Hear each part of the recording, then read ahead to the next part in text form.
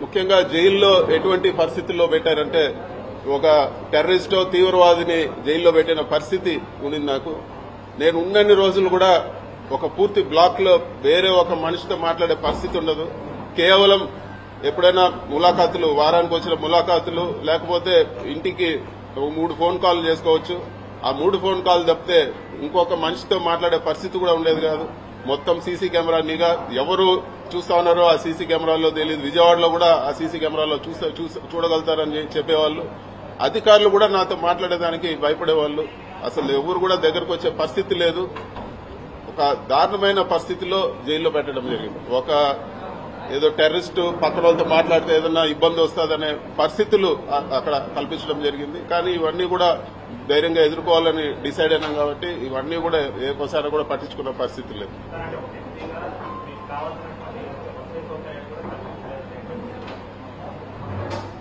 Court వసతులు కల్పించే విషయంలో కోర్టు ఆదేశాలు ఇచ్చే వరకు, కోర్టు నుంచి ఆదేశాలు ఇచ్చే వరకు ఏ ఒక్క వసతి కూడా జైల్లో కల్పించలేదు. వాళ్లకు చూస్తానే నాకు అర్థమైంది, జైలు అధికారులకు విపరీతమైన ప్రెజర్ ఉన్నది.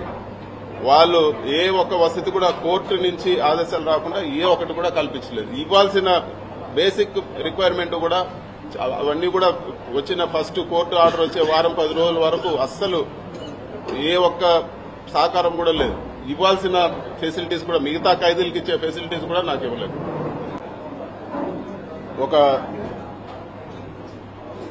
ఖైదీగా ఉండాల్సిన పరిస్థితి వచ్చిందని చెప్పి కూడా మీకు అందరు కూడా నేను తెలియజేస్తా ఉన్నాను. గౌరవ కోర్టు పెట్టిన ఆంక్షల మేరకు ఈ కేసు గురించి వివరంగా మాట్లాడేదానికి పర్మిషన్ లేదు. అయినా కూడా ఒక మాట నేను చెప్పదలుచుకున్నాను.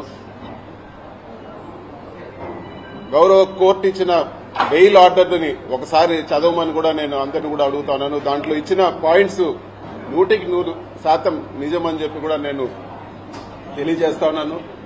గౌరవ కోర్టు ఏదైతే ఆర్డర్లో విషయాలు చెప్పిందో అవన్నీ కూడా మీ అందరిని కూడా నేను ఒక్కసారి చదవమని చెప్పి కూడా నేను కోరుతా ఉన్నాను. ఇది వరకు ప్రెస్ మీట్ పెట్టి చెప్పడం జరిగింది. ఎన్ని ఇబ్బందులు పెట్టినా కూడా, ఎటువంటి ఇబ్బందులు పెట్టినా కూడా ఎదుర్కొనేదానికి సిద్ధంగా ఉంటామని చెప్పి ఈరోజు ఇన్ని రోజులు జైల్లో పెట్టిన తర్వాత కూడా మళ్లీ అదే మాట చెప్తా ఉన్నాను.